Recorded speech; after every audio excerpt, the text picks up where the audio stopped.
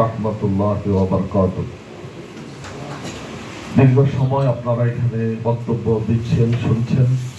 আসলে এখন লাঞ্চের সময় অনেক আগে পেরিয়ে গিয়েছে। তবে আমি একদিন কথাবার্তার মাধ্যমে শুনতে পেরেছিলাম আবুল কালাম আজাদ ভাইয়ের কাছে যে তালতলা মার্কেটের ব্যবসায়ীরা নাকি 3টার পরে লাঞ্চ করে, হয়তোবা তারপরেও সেটাও তো পালিয়ে গিয়েছে, খুব লম্বা বক্তব্য নয়। আমি আজকে সবচাইতে আনন্দিত, আমি আজকে সবচাইতে উৎসাহিত যে আপনারা অন্যায়ের প্রতিবাদ করার জন্য, নিজেদের স্বার্থ রক্ষার জন্য, নিজেদের অধিকার অক্ষুণ্ণ রাখার জন্য ঐক্য ফোরাম নামে একটি ব্যবসায়িক প্ল্যাটফর্মে আপনারা আজকে এখানে একত্রিত হয়েছেন। আমি আপনাদেরকে আন্তরিক শুভেচ্ছা জানাই, অভিনন্দন জানাই, মোবারকবাদ জানাই এবং আমি আশা করি আপনারা আপনাদের যে টার্গেটকে সামনে রেখে এটি করেছেন আপনারা ফলপ্রসূ হবেন ইনশাআল্লাহ। প্রিয় ব্যবসায়ী ভাই ও বন্ধুগণ, আমিও ব্যক্তিগতভাবে ব্যবসা করি।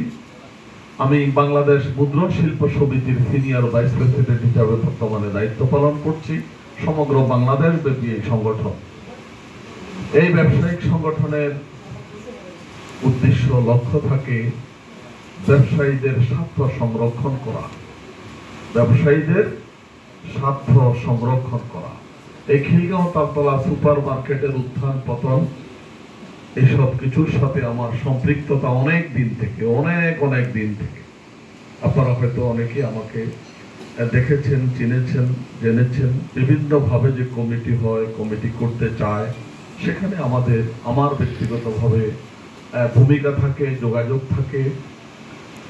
আজকে খিলগাঁও তালতলা সুপার মার্কেটের সবচেয়ে যেটি সমস্যা সেটি হচ্ছে এই সুপার মার্কেটে আপনারা যারা বরাদ্দ নিয়েছেন, আপনারা যারা মার্কেটের ভিতরে দোকানের মালিক বা ব্যবসায়ী, আপনারা ব্যবসা করবেন, এটাই হচ্ছে সিটি কর্পোরেশনের দাবি, টার্গেট, এবং আপনারাও সে উদ্দেশ্যে এখানে ব্যবসা করার জন্য আপনারা সময় দিচ্ছেন।